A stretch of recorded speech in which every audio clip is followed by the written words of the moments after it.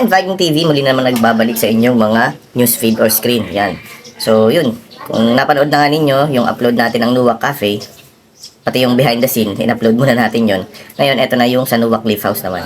So, yun. Hindi tayo expert sa pagre-review gaya ng aking sinabi, pero as much as possible, vinidyohan natin kung ano yung nilalaman ng Nuwak Cliff House. So, sa mga nagtatangka dyan na mag-Airbnb, eto, try nyo dito. Sulit na to. Kaya, panoorin nyo tong video na to.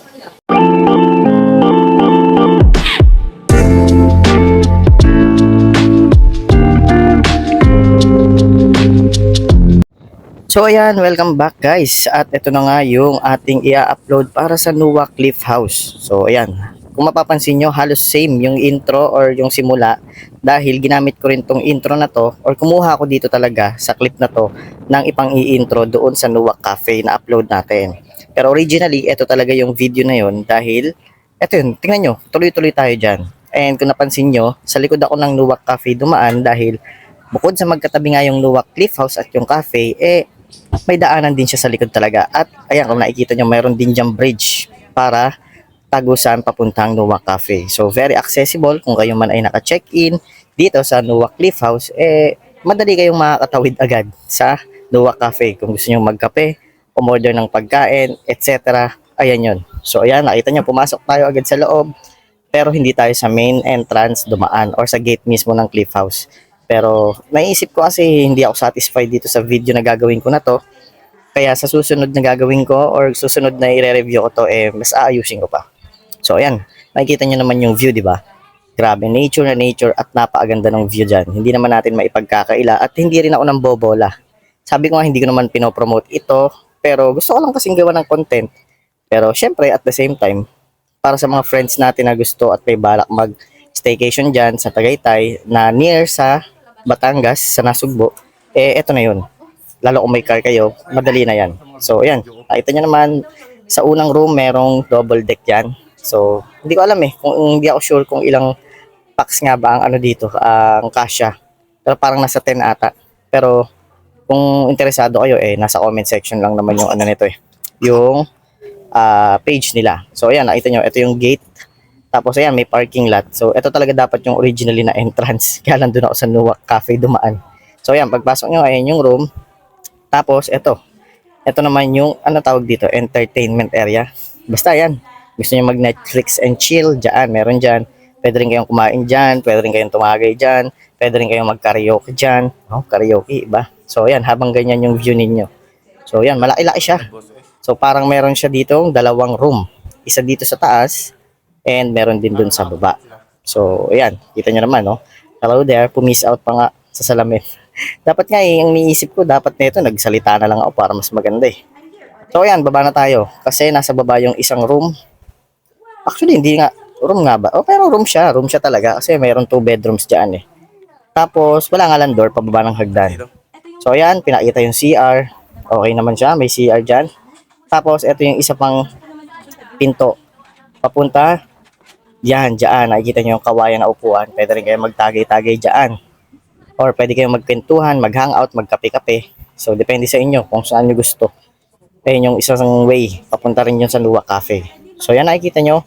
Ayan yung isang bedroom na may 2 bed. Parang magulo ako doon na isang bedroom na may 2 bed. Hindi, ito yun. Yan nakikita nyo naman.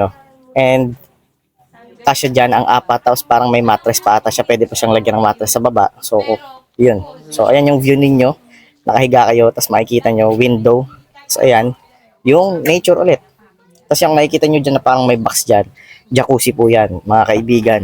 Kaya lang hindi pa siya naka-open. Kasi parang nililinis pa dahil eto, sumingit lang kami dito ng tour, kumbaga ng silip. Kasi hindi ko pa nasilip yung loob nito Kaya sabi ko, tara tingnan natin. Kasi meron pa namang mga 30 minutes ata bago mag-check-in yung isang guest or yung susunod na guest. So, ayan yung jacuzzi, nakikita nyo naman. Tapos, ayan din yung view ninyo. Makikita nyo, grabe naman yung view na yan. Yun talaga yung binabayaran dyan yung view. Tapos, siyempre, yung klima. Sarap, diba? Ayan okay, quality, diba? So, ito ulit. Ito yung isang, angulo ng bedroom. Ayan, makikita ninyo. Double ba to? Alam ko, parang double to or queen na. I'm not sure English. So yan, tara, akyat ulit tayo dahil papakita ko din yung kitchen. Yan, makikita ninyo, may mga kitchen Sa kitchen is may utensils, nandyan yung mga plato, may microwave dyan, meron ding refrigerator. So, kung balak yung mag-check-in, pwede kayong mamili na at ilagay nyo dyan sa refrigerator. May microwave din, yun, gaya ng sabi ko. At meron din dyan kalan. Ano ang tawag dun sa kalan na electric na yun? So, ayan. Ito naman yung dun sa may harap, ay sa may baba, sa may kawayan, bale. So, ayan, yung daanan sa baba. Makikita nyo yan, may upuan na dalawa. Tapos, ito yung kawayan. Oh, grabe, parang probinsyang-probinsya talaga yung datingin. At napaka-presko, ang lakas ng hangin dyan. So, yan. Hello? And then yan, narinig ninyo, may batang tumatawag. Kasi nga nung nagre-record ako yan, parang nasa taas na sila, sa cafe na sila. So, yan, sabi ko, tatapusin ko lang muna to. Dahil, wala, kompleto na to. Ito na, nandito na ako sa labas. Naikot na natin yung loob. So, ayan, ito nga pala yung daanan, papuntang jacuzzi, lalabas ka pa. So, makikita nyo rin, nandiyan din yung window, tapos na yun, nakita nyo dun, yun yung loob ng room. So, ayan yung jacuzzi. Gusto ko sanang iangat at buksan, kaya lang kasi malinis na, baka madumihan pa. O, diba? Grabe, no? Minsan, ang sarap din isipin na tumira dito sa ganito. Tapos, yung marami ka ng negosyo, yung wala ka nang iniintindi. Minsan nga, diba? Pero mali natin, no? Lahat naman siguro, gusto ng ganun. Kasi napaka-peaceful talaga pagdating sa probinsya. Pero syempre, bago ako tumira doon, kailangan mo muna talaga ng source of income at magpayaman. So, yun, napanood nyo naman, guys. Yun yung Lua Cliff House. Oh, wait lang. May gusto na naman sumali. Ganda naman yan. Wow. So, yun, napanood nyo naman, di ba? Yun yung Lua Cliff House. Nakatabi nung Lua Cafe. So, kapag naka-check-in kayo dun, so, tatawid lang kayo. Meron daanan dun. Kita nyo naman kanina. Yan, pwede na kayo magkape-kape, mag-breakfast dun. Yun lang. Para sa akin kasi, hindi siya perfect yung pagkaka-video ko na ganun. Kasi mahirap nga din pag mag-isa lang. Tsaka, alam niyo naman, cellphone gamit. At hindi tayo expert doon, gaya na sinasabi ko. So, yun lang yun.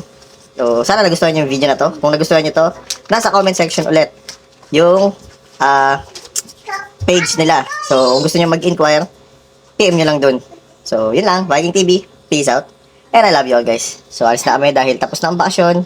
By this time, in-edit ko to. Or nag-outro pala ako, pauwi na kami ng Manila. So, hindi ko alam kung kailan ko ito may upload or may edit. Pero nagawa ko na siya, nailatag ko na siya. Voice over ko na lang ulit. Bye!